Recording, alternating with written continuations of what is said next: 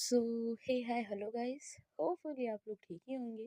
तो चलिए हम अपनी स्टोरी बेहद इस गाय को स्टार्ट करते हैं।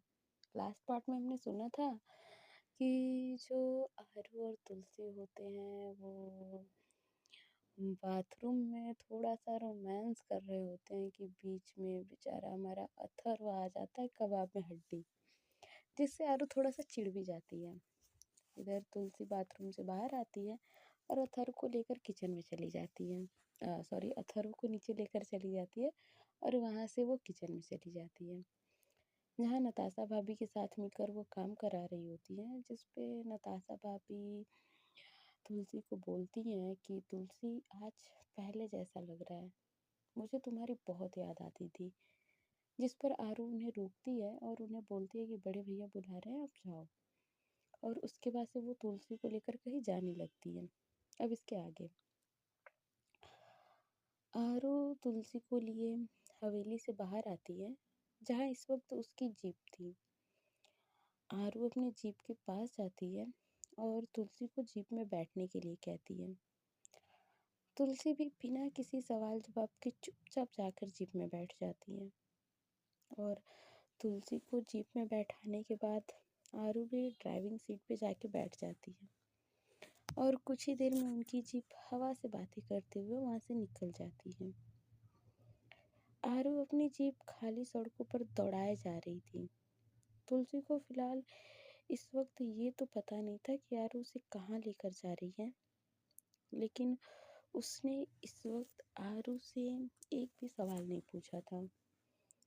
कुछ ही देर में आरू की जीप एक आश्रम के पास आके रुकती है और वो अपनी जीप से उतरती है। उसके बाद वो तुलसी को भी जीप से उतरने को कहती है। आरू तुलसी को लिए उस आश्रम के अंदर आ जाती है। यहाँ तुलसी अपनी नज़रें घुमाते हुए आसपास देख रही थी, जहाँ इस वक्त सिर्फ बूढ़े लोग मौजूद थे। वहाँ मौजूद सारे बूढ़े कपल कोई ना कोई काम किए जा रहे थे। तुलसी उन्हें मुस्कुराते हुए देख रही थी। तभी आरू वहाँ मौजूद एक औरत को रोक के कहती है, बड़की अम्मा। आरू इतना कहती है कि वो औरत आरू को एक तरफ इशारा कर देती है और वहाँ से चली जाती है। इधर तुलसी एक बूढ़े दंपत्ति दादा दादी के पास बैठ के वो बातें कर रहे थे, तो उन्हें देख रही थी। वो उनके पास जाती है और मुस्कुराते हुए कहती है, आप लोग यहीं रहते हो क्या? यही आप लोगों का घर है? तुलसी ये बेहद प्यारे तरीके से कह रही थी। वहीं वो दोनों बुजुर्ग कुछ पल तुलसी को देखते हैं, उसके बाद से हल्का सा मुस्कुरा कहते हैं, हाँ बेटा, अब यही हम लोगों का घर है। वैसे तो पहले हम अपने बहू और बेटे के साथ रहा करते थे, लेकिन वो क्या है ना, जब माँ बाप बच्चों को कमा कर देना बंद कर देते हैं तो वो अपने बच्चों के किसी काम के नहीं रहते। हम दोनों भी अपने बच्चों के किसी काम के नहीं रहे, इसलिए उन दोनों ने हमें घर से निकाल कर यहाँ छोड़ दिया। ये सब वो दोनों मुस्कुराते हुए कह रहे थे। उनकी मुस्कान के पीछे छिपे दर्द को तुलसी बखूबी महसूस कर पा रही थी। उनका दर्द देखकर तुलसी की आंखों में भी पानी आ गया था कि तभी कोई उसके कंधे पे हाथ रखता है। वो पलटती है तो देखती है आरू वहाँ खड़ी थी, जो उसे सवालिया नज़रों से देखते हुए कहती है, तुम यहाँ क्या कर रही हो? चलो, हमें देर हो रही है। इतना कहकर वो तुलसी का हाथ पकड़ती है और उसे लेकर आगे बढ़ जाती है। कुछ दूर चलने के बाद वो एक रूम के बाहर खड़े थे। आरू एक गहरी सांस लेकर रूम के अंदर जाती है। वहाँ एक औरत बैठी कोई काम कर रही थी। वो औरत काफ़ी बूढ़ी हो चुकी थी, लेकिन दिखने में वो पहले की तरह थी। उस औरत को देखकर आरू की आंखें नम हो जाती हैं। ये दूसरी बार था जब आरू की आंखें नम हुई थी। पहली बार तब हुई थी जब वो तुलसी उससे दूर हुई थी, और दूसरी बार आज। आरू अपनी नम आंखों से उस औरत को बुलाते हुए कहती है, बड़की अम्मा। आरू के मुंह से ये सुनते ही बड़की अम्मा जो काम कर रही थी उनके हाथ रुक जाते हैं। वो अपनी नजरें उठाए आरू की तरफ देखती है। उनका ध्यान अब तक तुलसी पे नहीं गया था। वही तुलसी बड़े गौर से बड़की अम्मा को देख रही थी। आरू को देखकर बड़की अम्मा की आंखें थोड़ी सख्त हो गई थी। वो जैसे कुछ कहने वाली होती है, उससे पहले ही आरू कहती है, मैं जानती हूँ कि आप मुझसे बहुत नाराज़ हैं, लेकिन आज मैं आपकी सारी नाराज़गी दूर करने आई हूँ। देखिए तो मैं किसको अपने साथ लेकर आई हूँ। इतना कहकर आरू तुलसी की तरफ देखती है। तभी बड़की अम्मा की नज़रें भी तुलसी पे जाके ठहर जाती हैं। अपने सामने तुलसी को 3 साल बाद सही सलामत देखकर उनकी आंखें भर आती हैं। वो जैसे तुलसी की तरफ अपने कदम बढ़ाने लगती हैं, तभी तुलसी बेसुध से चलती हुई उनके पास आती है और उनके पैर छूने के लिए नीचे झुकती है। तुलसी बड़की अम्मा के पैर छू पाती उससे पहले ही बड़की अम्मा उसे अपने गले से लगा लेती हैं। तुलसी को अपने गले से लगाने पर उन्हें एक अलग ही सुकून का एहसास हो रहा था। वही तुलसी भी बस चुपचाप उनके गले से लगी हुई थी। बड़की अम्मा तुलसी से दूर होती हैं और उसका चेहरा अपने हाथ में लेकर प्यार से कहती है, अब तू कहीं नहीं जाएगी ना मुझे छोड़ के। तुलसी एकटक बड़की अम्मा की आंखों में देख रही थी, जहां उसे एक तड़प, बेसुमार मोहब्बत साफ नजर आ रही थी। तुलसी वैसे ही बड़की अम्मा की आंखों में देखते हुए कहती है, मैं आपको छोड़कर अब कहीं नहीं जाऊंगी। जिस पे बड़की अम्मा प्यार से तुलसी का गाल छू के कहती है, बेटा थोड़ी देर के लिए बाहर जाना, तो मुझे आरू से कुछ अकेले में बात करनी है। बड़की अम्मा की बात सुनकर तुलसी रूम से बाहर निकल जाती है। वहीं इतने सालों बाद बड़की अम्मा के मुंह से खुद के लिए आरू अपना नाम सुनती है तो उसका दिल भर आता है। वो झट से बड़की अम्मा के गले लग जाती है। वहीं बड़की अम्मा अब भी खुद को और काबू नहीं कर पाती, वो भी आरू को अपने गले से लगा लेती है। आखिर वो अपने जिगर के टुकड़े आरू को कितने दिन और कितने ही साल गुस्सा रह सकती थी। आरू उनके दिल के बेहद करीब थी और इतने साल वो बिना आरू को देखे कैसे जी रही थी, इसका तो कोई अंदाजा ही नहीं लगा सकता था। आरू बड़की अम्मा से दूर होकर कहती है, बड़की अम्मा अब मैं आपको खुद से दूर कभी नहीं जाने दूंगी। जिस पर बड़की अम्मा भी प्यार से आरू का गाल थपथपाते हुए कहती है, अब मैं भी तुम लोगों से दूर नहीं रहूंगी। एक पल रुक के कहती है, तुमको जो करना था तुमने तो कर दिया, लेकिन एक बात मेरी याद रखना, उस शिवराज को इतने वो शिवराज इतनी आसानी से शांत नहीं बैठेगा। बड़की अम्मा के मुंह से ये बात सुन के आरू हैरान थी। उसे समझ नहीं आ रहा था कि बड़की अम्मा को इन सब के बारे में कैसे पता चला। वो सवालिया नजरों से बड़की अम्मा को देखते हुए कहती है, बड़की अम्मा आपको ये सब। वो इतना ही कहती है कि बड़की अम्मा उसकी बातों को बीच में काट कर कहती हैं, तुम्हें पता है ना मैं कौन हूँ? तुमको क्या लगा मैं इतने सालों से इस आश्रम में हूँ तो अपने परिवार में हो रही चीज़ों की खबर मुझे नहीं लगेगी? मुझे पल पल की खबर थी, सब जानती थी मैं। अरे मुझे तो ये भी पता था कि मेरी तुलसी उस नितिन के पास है, इसलिए तो अपने आदमियों से कहकर वो खबर तुम तक पहुंचवाई थी। ये सुनते ही तो आरू को मानो झटका सा लगा हो।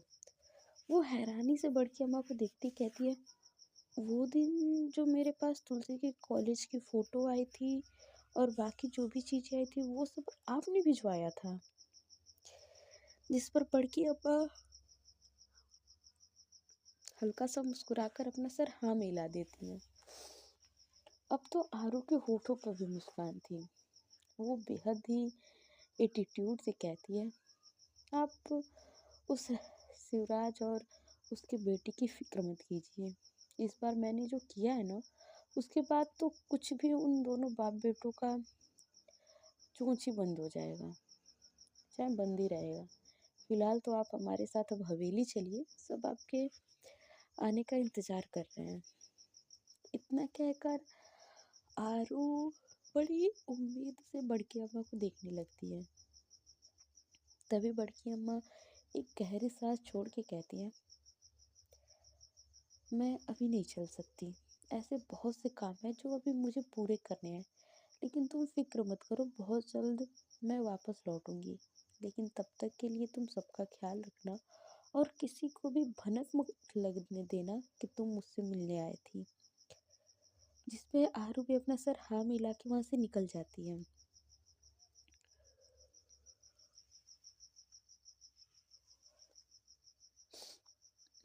वहां से निकलने के बाद आरू और तुलसी जीप में बैठते हैं और आरू की जीप इस वक्त सुनसान सड़क पे दौड़ रही थी।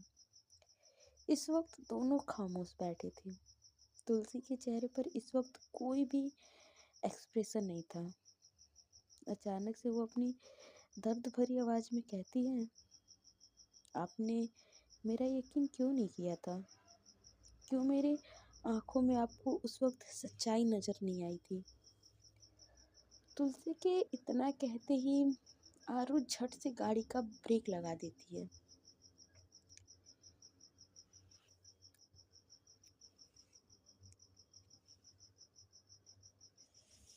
आरू गाड़ी रोक के हैरानी से तुलसी की तरफ देखने लगती है, जो अपनी दर्द भरी नजरों से उसे ही देख रही थी। तुलसी की आंखों में आंसू किसी मोती की तरह चमक रहे थे। आरू तुलसी को कुछ पल देखती है, तभी तुलसी अपने आंसुओं को रोकने की नाकाम कोशिश करते हुए जीप से उतर जाती है और आगे बढ़ने लगती है। वहीं तुलसी का इस तरह बिना कुछ कहे आगे बढ़ जाना आरू को बिल्कुल भी पसंद नहीं आता है। उसकी आंखें इस वक्त कठोर हो चुकी थी। वो भी जीप से उतरती है और तुलसी के पीछे जाने लगती है। वो तुलसी के पास पहुंचती है और उसके बाजू को पकड़कर झटके से उसे अपनी तरफ पलटती है। इस वक्त तुलसी की आंखों में आंसू साफ साफ नजर आ रहे थे। वो अपनी आंसुओं से भरी आंखों से आरू की आंखों में देखने लगती है कि तभी आरू बेहद सर्द आवाज में कहती है, तो तुम्हें सब याद आ गया? लेकिन मुझसे दूर जाने का ख्याल ना अपने इस छोटे से दिमाग में लाना भी मत, वरना मैं पूरे हवेली में आग लगा दूंगी। अब तुलसी को आरू से दुनिया की कोई ताकत जुदा नहीं कर सकती है। कोई भी मुझे तुमसे अलग नहीं कर सकता। आरू की ये सारी बातें सुन के तुलसी बस आरू को देख रही थी। उसे आरू की आंखों में अपने लिए साफ दिख रहा था। इस वक्त आरू का चेहरा हल्का सा लाल पड़ चुका था और उसकी नसें उभर आई थी। तुलसी सिसकते हुए अपने आंसू पोंछती है और आरू की आंखों में देखकर अपनी शिकायती भरे लहजे में कहती है, हाँ, मुझे सब कुछ याद है। मुझे सब कुछ तभी याद आ गया जब मैंने आपको अपने सगाई वाले दिन देखा था। तुलसी इतना ही कहती कि आरू उसकी आंखों में देखकर कहती है, जब तुम्हें सब तभी याद आ गया था तो तुमने मुझे क्यों नहीं बताया? आरू ने लास्ट की लाइन थोड़ी तेज आवाज में कही थी, जिससे तुलसी सहम जाती है, लेकिन फिर खुद को संभालते हुए कहती है, क्या बताती मैं? यही, मुझे सब कुछ याद आ चुका है। अगर मुझे सॉरी अगर मैं आपको ये बात कह भी देती तो क्या ही फर्क पड़ जाता? आपने तो सालों पहले मुझसे रिश्ता तोड़ लिया था ना, तो इन सारी बातों का क्या ही मतलब था? फिर एक गहरी सांस लेकर हाँ, ये सच है कि इतने सालों बाद जब मैंने आपको उस दिन देखा था, तब मैं थोड़ा-सा नर्वस हो गई थी। नहीं काबू में आ रहे थे मेरे अंदर के उमड़ते हुए जज़्बात। एक पल के लिए तो ऐसा लगा था मानो सारे गिले-शिकवे भूलकर आपकी बाहों में आ जाऊँ। लेकिन ये भी मेरे नसीब में नहीं था। बहुत कमज़ोर हो चुकी थी मैं उस वक़्त। लेकिन फिर मैंने खुद को समझा लिया ये कहकर कि आप मुझे लेने नहीं आई, बल्कि आप तो अपने भाई की शादी में आई हैं।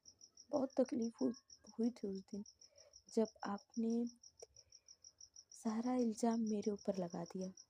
बहुत बुरा लगा था जब मैंने आपके मुँह से खुद के लिए मनहूस सुना था। एक दर्द भरी मुस्कान चेहरे पे सजाए हुए कहती है, मैं तो उस दिन टूट ही चुकी थी। उस दिन मैंने तय कर लिया था कि अब मैं आपकी ज़िंदगी में दोबारा कभी नहीं आऊँगी। आपसे बहुत बहुत बहुत दूर चली जाऊँगी।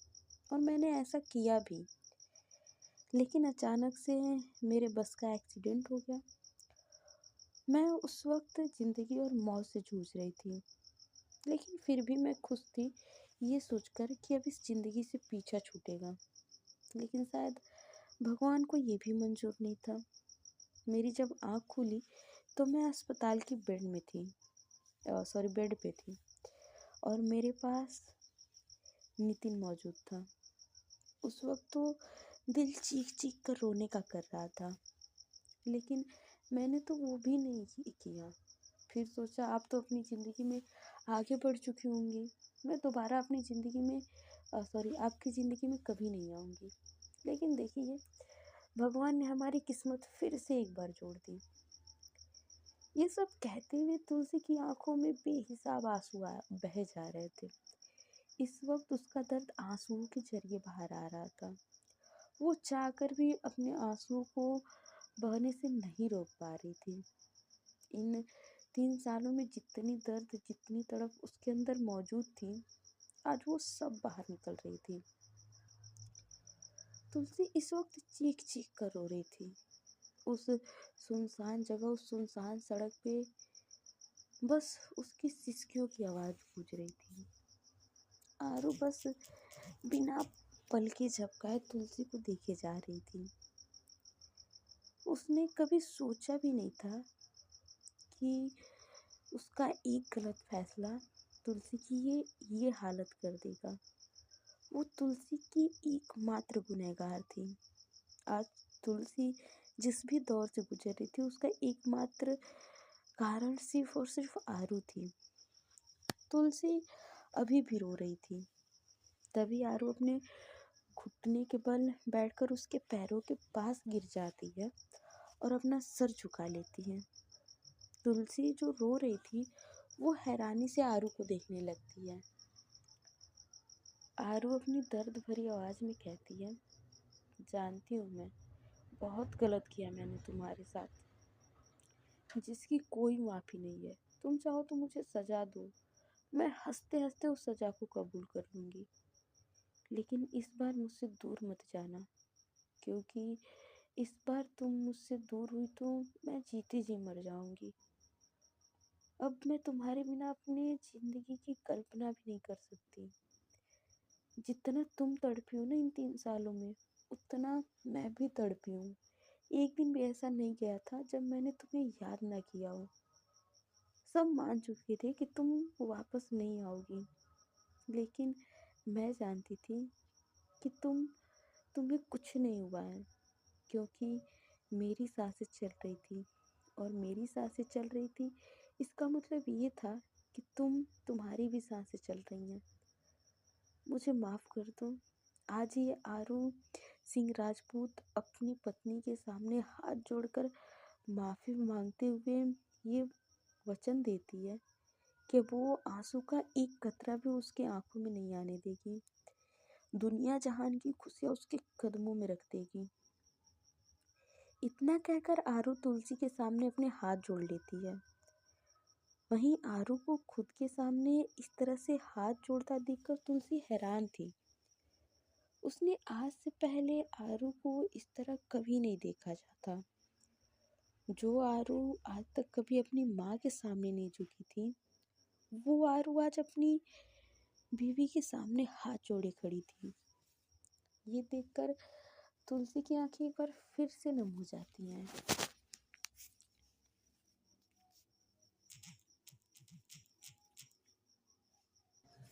तुलसी अपनी नम आंखों से बस आरू को देखे जा रही थी। वहीं आरू अभी भी घुटनों के बल बैठी थी। आरू सिंह राजपूत, जो आज तक अपनी बड़की अम्मा के अलावा किसी के सामने नहीं झुकी थी, वो आरू आज अपनी चूहिया के सामने झुकी थी। शायद यही होता है एक मोहब्बत, जहाँ बड़ा से बड़ा इंसान अपनी मोहब्बत के आगे अपने घुटने टेक देता है। आज यही सारी चीज़ें आरू के साथ भी हो रही थी। सो गाइस, आज के पार्ट में बस इतना ही। मिलते हैं अगले पार्ट में और जानते हैं कि आने वाले पार्ट में क्या होता है। तब तक के लिए bye bye, tata, take care. आप लोग अपना ध्यान रखिए। Bye bye guys.